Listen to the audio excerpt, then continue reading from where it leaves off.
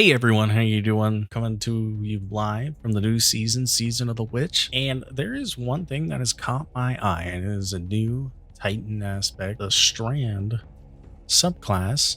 Well, it's been released this season. Now, as I put a video out, I wasn't too awed by the Flechette Storm from last season, the new aspect we got last season. But I think with this new aspect, it has a lot of synergy that is really nice. So I'm going to give you a build. Now, it's not going to be that crazy a build. It has to do with Heart of Most Light. I just think it is the most beneficial to what this is doing. Now, you could do this with like strongholds or something. I might get into that in another video. We're just going to focus on this basic build that I have. So like I said, first off, you're going to want to start off with Heart of Most Light. Why Heart of Most Light? Well, Heart of Most Light is one of the easiest bread and butter exotics for Titans. It does everything right, and it does it well even with the nerfs. As long as you can keep your ability cycling, it does what it does well. So what does Heart of Most Light do? Overflowing Light. Using an ability, Grenade, Melee, or Barricade empowers the other two abilities. Empowered means abilities have faster regen, melees and grenades do more damage, and barricades have more hit points. So as it describes, as you use your abilities, it empowers the other ones. And by empowers, it means they deal more damage, they're more healthy like barricades. Also, it shortens the cooldown on said abilities. Very, very important. What else for this build? I'm going to start off by saying you probably want to use a Strand primary, and we will get to why. I picked Quicksilver Storm. You could use like Rufus's Fury or even the new hand cannon from the season. There's lots of Strand primaries now. You just got to find the right one that works for you. I would recommend something that's more run and gun type. First off, you're going to want to be on the Berserker subclass, the Strand subclass. Now, what are you going to want for this? Barricade doesn't really matter. I chose Grapple, and I'll get into that in a second. But what Grapple does is allow you to basically supplement as an additional melee and movement option. So you're kind of flying all around the place. Very, very important. Also, when you hit a target with your grapple punch, it unravels the target. And then the basics of this build is going to be unraveling. It is very, very strong at what it does as well. So now, first aspect we're going to get into is Flechette Storm. What is Flechette Storm? Well, this aspect was released last season with new mission being added to Neomuna. If you go to Neomuna, Nimbus will have a mission for you, and you'll do the mission and you'll unlock the aspect. It is free. You do not have to earn Strand to unlock it. You just get it, do the mission, and you get it.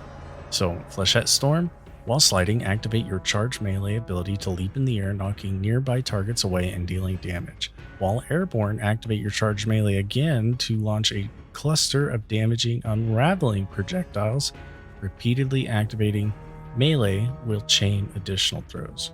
The very key thing there is unraveling. The whole point of this build is unraveling. So what does unravel do? The target is permeated with a destructive strand matter. As they take additional damage, they create unraveled projectiles that seek out nearby targets. Unraveling rounds from your strand weapons pierce the shields of barrier champions and stun them. Unravel rounds and unraveling is actually really strong. Basically like a spread effect, and it'll just keep going to all kinds of different enemies after you defeat them. It is very, very useful for dealing with a ton of adds. And this is just basically you're going to be using your melee as a stepping stone to just unravel a bunch of adds. Now, the second aspect. This one came out this season, and I will say this one is really, really good. Banner of War. I even like the name, it's so sweet. Sick. What does Banner of War do?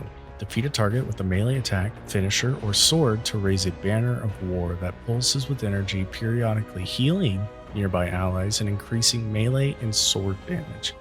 Targets defeated by you and nearby allies charge the banner, increasing the speed of its pulses.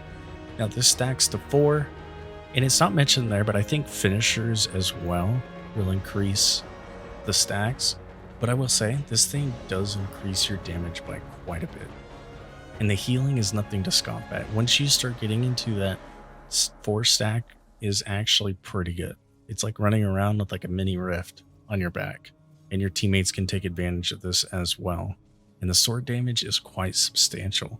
The damage I calculated for Banner of War was about a 16% increase in damage, Now, I do not know if this stacks up well. If anybody knows, let me know in the comments. But 16% is nothing to scoff at. I was using the Thrin Precipice sword from last season, and it chunks. It's pretty good. Just a free 16%. Imagine if you're using this like Lament or on something that you maybe couldn't put a well around, or maybe you don't have a warlock. Or the only issue with this is having enemies around to proc it, but this buff applies to your whole team.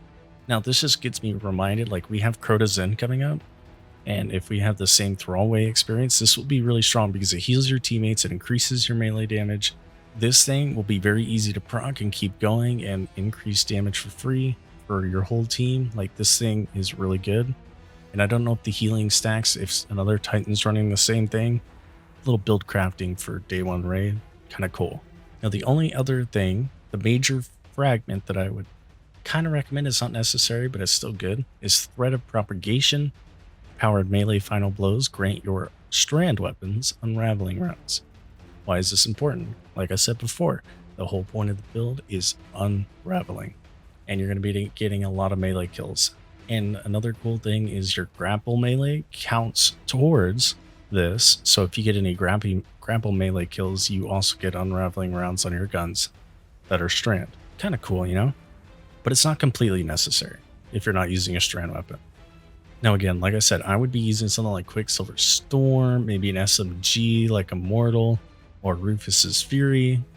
But another thing, if you're not using the powered melee give you unraveling rounds, you could use something like Monte Carlo to keep where Heart of a Most Light kind of has its downfall. Monte Carlo can pick up and give you more melees so that you can keep chaining your melees and keeping your uptime really, really high.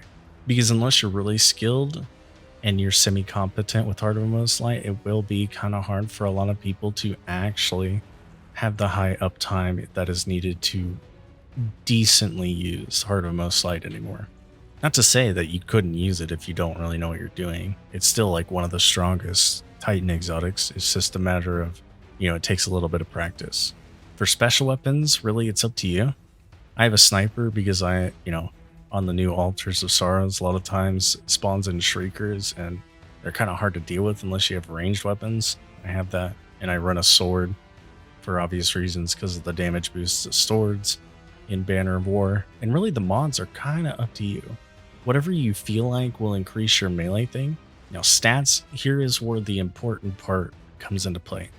You really want to have 100 resilience. Why 100 resilience? Because you get a 30% damage resistance, and this is all damage, so it's always good to have. Plus, resilience is tied to your barricade, and more barricades means more melees with Heart of a Most Light, so very, very important.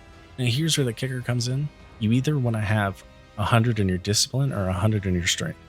You can kind of go either or, because as long as you're able to spam abilities, the ability that you don't have very high stats in will recharge pretty quickly. For my stats, I have 100 resilience, 100 discipline, but only 48 strength.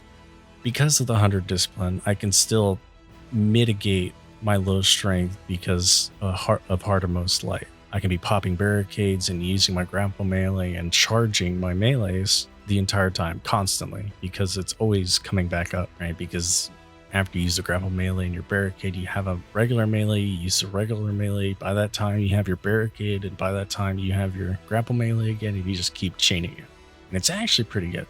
Now, you could weave in there somewhere Woven Mail, but I would say with the healing that you get from Banner of War, unless you're in like really high tier content, something where it's gonna like one-shot you, Woven Mail isn't completely necessary. But if you find yourself dying a lot, it could be worth your time to weave in Woven Mail somewhere in your build.